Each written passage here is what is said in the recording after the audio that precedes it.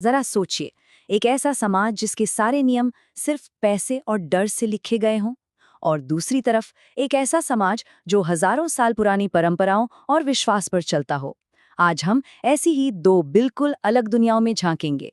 एक है मेक्सिको का खूंखार ड्रग कार्टेल और दूसरी पाकिस्तान की एक गुमनाम सी जनजाति। देखते हैं कि इनके कायदे कानून हमें इंसान होने के बारे में क्या सिखाते हैं। तो चलिए, पहले सिनालुआ कार्टेल की दुनिया में चलते हैं। यहाँ हर चीज की एक कीमत है, खासकर खतरे की। जैसा कि एक सदस्य ने खुद कहा था, सभी खतरों को पैसे में बदल दिया जाता है। ये एक ऐसी सोच है जहाँ जिंदगी एक सौदा बन जाती है और हर एक रिस्क मुनाफा कमाने का एक और मौका। और अब इस दुनिया की तुलना कीजिए पाकिस्तान की कैलाश घाटी से। यहाँ प्यार को एक बहुत ही पर्सनल और आज़ादी से जाहिर की जाने वाली भावना माना जाता है। यहाँ पैसे का कोई मतलब नहीं, रिश्ते और भावनाएं, बस वही सबसे ऊपर हैं। और यही वो फर्क है जो आज हमारी इस पूरी पड़ताल का सेंटर पॉइंट है। तो हमारे सामने दो दुनियाएं हैं। एक तरफ सिनालोआ कार्टेल, मेक्सिको में फैला अरबों डॉलर का ड्रग्स का साम्राज्य, और दूसरी तरफ कैलाश लोग, पाकिस्तान के हिंदुकुश पहाड़ों में छिपी एक प्राचीन जनजाति जो अपनी अनोखी संस्कृति को जिंदा रखने के लिए लड़ रही है। भले ही ये दोनों दुनियाएं एक दूसरे से मीलों दूर हैं, लेकिन दोनों ने ही आम कानूनों के बाहर अपने अपने मजबूत सामाजिक ढांचे बना लिए हैं। कार्टेल की दुनिया वो आधुनिक क्रूरता से बनी है जो डर और मुनाफे पर चलती है। वहीं कैलाश की दुनिया वो प्राचीन आध्यात्मिकता की बुनियाद पर खड़ी है, जिसे परंपरा और समुदाय की भावना रास्ता दिखाती है। तो फिर सवाल ये उठता है कि इन दो बिल्कुल अलग दुनियाओं में पावर यानी शक्ति का असली मतलब क्या है, इसे कैसे हासिल किया जाता है और कैसे बनाए रखा जाता है। चलिए देखते हैं। कार्टेल की दुनिया में पावर का मतलब है पैसा, और पैसा भी थोड़ा बहुत नहीं, बहुत सारा पैसा। स्क्रीन पर ये जो रकम दिख रही है, 15 लाख डॉलर्स। ये पता है क्या है? ये सिर्फ 1 किलो फेंटेनिल बेचने का मुनाफा है। जी हाँ, सिर्फ 1 किलो। इन सिंथेटिक ड्रग्स ने उन्हें इतना अमीर और इतना खतरनाक बना दिया है जिसकी हम कल्पना भी नहीं कर सकते। लेकिन बात सिर्फ पैसे की नहीं है, बात उस पैसे से खरीदी गई ताकत की है। कार्टेल के पास सरकार से भी बेहतर हथियार हैं। वो डर फैलाने के लिए रोजाना हिंसा का इस्तेमाल करते हैं। सरेआम टॉर्चर करना, लोगों को फांसी देना, लोकल इकोनॉमी पर कब्जा करना और नौजवानों को पैसे और ताकत का लालच देकर अपनी तरफ खींचना, यही उनका तरीका है। तो यहाँ पावर के दो बिल्कुल अलग अलग मॉडल दिखते हैं। कार्टेल के लिए पावर का मतलब है पैसा और हिंसा करने की ताकत। कैलाश के लिए पावर का मतलब है समाज में तालमेल और आध्यात्म से जुड़ाव। एक मॉडल एक इंसान की ताकत पर टिका है, दूसरा पूरे समुदाय की। तो फिर असली पावर किसमें है?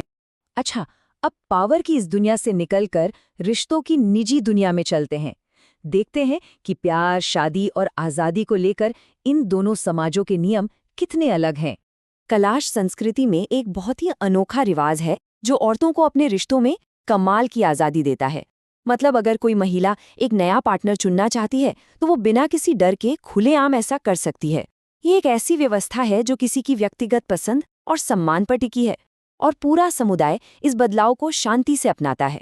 और अब देखिए इसका बिल्कुल उल्टा। नार्को कल्चर में रिश्ते अक्सर एक डील की तरह होते हैं। जैसा कि इस कोट से साफ है, औरतों को अक्सर उनकी खूबसूरती और उम्र के लिए एक चीज की तरह देखा जाता है, बच्चे पैदा करने और अपनी हैसियत दिखाने का एक जरिया। कथा लोगों की आज़ादी का ये ख्याल एलिंग नाम की प्रथा में और भी मजबूत हो जाता है। इसका मतलब है भागकर शादी करना। ये प्रथा कपल्स को ये हक देती है कि वो परिवारों की मर्जी से नहीं बल्कि आपसी प्यार के आधार पर अपना रिश्ता शुरू करें। एक बार फिर व्यक्तिगत पसंद को सबसे ऊपर रखा गया है। अब हम इस पड़ताल के सबसे इमोशनल हिस्से की ओर बढ़ते हैं। एक तरफ कार्टेल की हिंसक मौत का जश्न और दूसरी तरफ कैलाश लोगों का जीवन के चक्र के प्रति गहरा सम्मान। ये है एक नार्को कब्रिस्तान जहां मौत के बाद भी दौलत और ताकत का दिखावा खत्म नहीं होता। ये सिर्फ कब्रें नहीं हैं, ये आलीशान विला हैं जिनमें एयर कंडीशनिंग और बुलेट प्रूफ खिड़कियां लगी हैं। ये इस बात का सबूत है कि उनके लिए पैसा और दिखावा जिंदगी से भी बढ़कर है। और उन आलीशान कब्रों से बहुत दूर उनके शिकार लोगों की ये भयानक हकीकत है। ये एक माँ की आवाज़ है जो अपने लापता बच्चे की एक हड्डी की तलाश में सामूहिक कब्रों की मिट्टी छान रही है। इन दो दुनियाओं के बीच की ये खाई वाकई दिल दहला देने वाली है। अब जरा कलाश की बदशाली प्रथा के बारे में सोचिए। ये एक पवित्र जगह है जहां औरतें माहवारी या बच्चे के जन्म के दौरान जाती हैं। लेकिन ये कोई सजा की जगह नहीं है, बल्कि सम्मान की जगह है।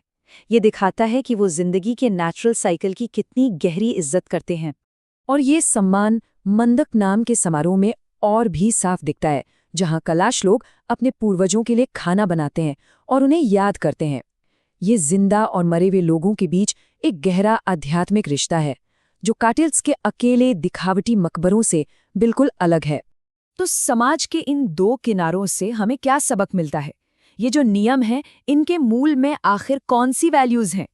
आखिर में ये पूरी पड़ताल हमें जीने के दो बिल्कुल अलग-अलग तरीके दिखाती है। एक जो सिर्फ अपनी ताकत और मतलब पर टिका है, और दूसरा जो गहरे सामुदायिक और आध्यात्मिक जुड़ाव पर बना है। और ये हमें एक आखिरी सवाल पर लाकर छोड़ देता है। असल में एक स्थायी विरासत क्या बनाती है? क्या वो डर की नींव पर बन सकती है, या उसके लिए विश्वास और समुदाय का मजबूत बंधन जरूरी है? शायद इसका जवाब इन दो दुनियाओं के बीच कहीं छुपा है।